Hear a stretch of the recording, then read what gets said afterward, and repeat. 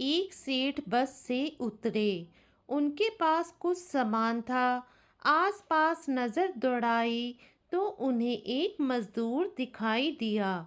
सेठ ने आवाज देकर उसे बुलाकर कहा, अमुक स्थान तक इस सामान को ले जाने के कितने पैसे लोगे?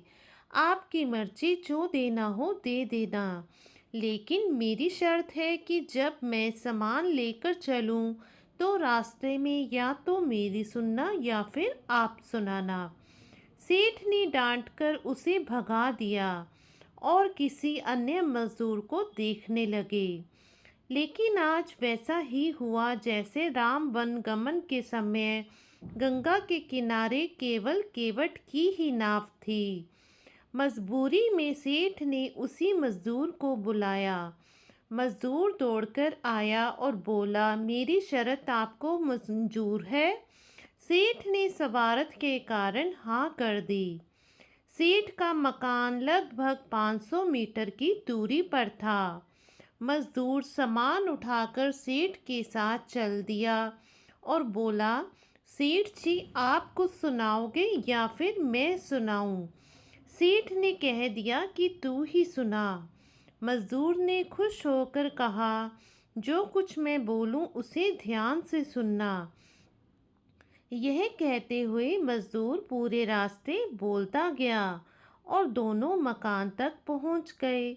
मजदूर ने बरामदे में सामान रख दिया। सेठ ने जो पैसे दिए थे ले लिए और सेठ से बोला, सेठ जी, मेरी बात आपने ध्यान से सुनी या नहीं? सेठ ने कहा, मैंने तेरी बात नहीं सुनी, मुझे तो अपना काम निकालना था। मजदूर बोला, सेठ जी, आपने जीवन की बहुत ही बड़ी गलती कर दी। कल ठीक 7 बजे आपकी मौत होने वाली है। सेठ को गुस्सा आया और बोले, तेरी बकवास बहुत सुन ली, जा रहा है या फिर तेरी पिटाई करूं? मजदूर बोला, मारो या छोड़ दो, कल शाम को आपकी मौत होने वाली है। अब भी मेरी बात ध्यान से सुन लीजिए। अब सेठ थोड़ा गंभीर हो गया और बोला, सभी को मरना है। अगर मेरी मौत कल शाम होनी है तो होगी, इसमें मैं क्या कर सकता हूँ? मजदूर बोला, तभी तो कह रहा हूँ कि अब भी मेरी बात ध्यान से सुन लीजिए। सेठ बोला, सुना, ध्यान देकर सुनूंगा। मरने के बाद आप ऊपर जाओगे तो आपसे यह पूछा जाएगा कि हे मनुष्य, पहले पाप का फल भोगेगा या फिर पुण्य का? क्योंकि मनुष्य अपने जीवन में पाप पुण्य दोनों ही करता है। तो आप कह देना कि पाप का फल भुगतने को तैयार हूँ, लेकिन पुण्य का फल आंखों से देखना चाहता हूँ। इतना कहकर मजदूर चला गया। दूसरे दिन ठीक 7 बजे सेठ की मौत हो गई। सेठ ऊपर पहुंचा तो यमराज ने मजदूर द्वारा बताया गया प्रेषण कर दिया कि पहले पाप का फल भोगना चाहता है कि पुण्य का। सेठ ने कहा, पाप का फल भुगतने को तैयार हूँ, लेकिन जो भी जीवन में मैंने पुण्य किया हो उसका फल आंखों से देखना चाहता हूँ। यमराज बोले, हमारे यहाँ पर ऐसी कोई व्यवस्था नहीं है, यहाँ तो दोनों के फल भुगतवाए जाते हैं। सेठ ने कहा कि फिर मुझसे पूछा क्यों? और पूछा है तो उसे पूरा करो। धरती पर तो अन्याय होते देखा है, पर यहाँ पर भी अन्याय है। यमराज ने सोचा, बात तो यह सही कह रहा है, इससे पूछकर बड़े बुरे फंसे। मेरे पास कोई ऐसी पावर ही नहीं है जिससे इस जीव की इच्छा पूरी हो जाए। विवश होकर यमराज उस सेठ को ब्रह्मा जी के पास ले गए और पूरी बात बता दी।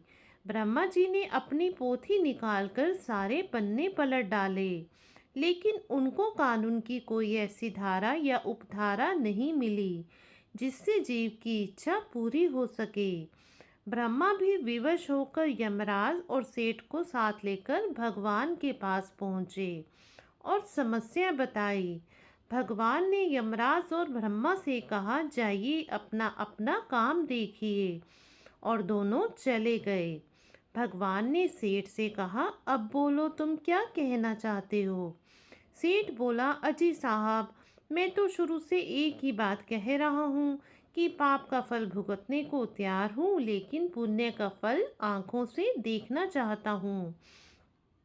भगवान बोले, धन्य है वो सद्गुरु जो तेरे अंतिम समय में भी तेरा कल्याण कर गया। अरे मूर्ख, उसके बताए हुए उपाय के कारण तो मेरे सामने खड़ा है। अपनी आंखों से इससे और बड़ा पुण्य का फल क्या देखना चाहता है। मेरे दर्शन से तेरे सभी पाप भस्मीभूत हो गए। इसीलिए बचपन से हमको सिखाया जाता है कि गुरुजनों की बात ध्यान से सुननी चाहिए।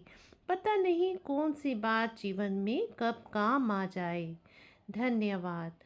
जय जय श्री राम, जय जय श्री राम। अगर आपको हमारी कहानी अच्छी लगी हो तो हमारी वीडियो को लाइक ज़रूर कर दीजिएगा, शेयर कीजिएगा और चैनल को सब्सक्राइब करना भी बिल्कुल मत भूलिएगा और बेल आइकन को भी प्रेस ज़रूर कर दीजिएगा ताकि हमारी आने वाली वीडियो की नोटिफिकेशन आपको हमेशा मिलती रहे। धन्यवाद।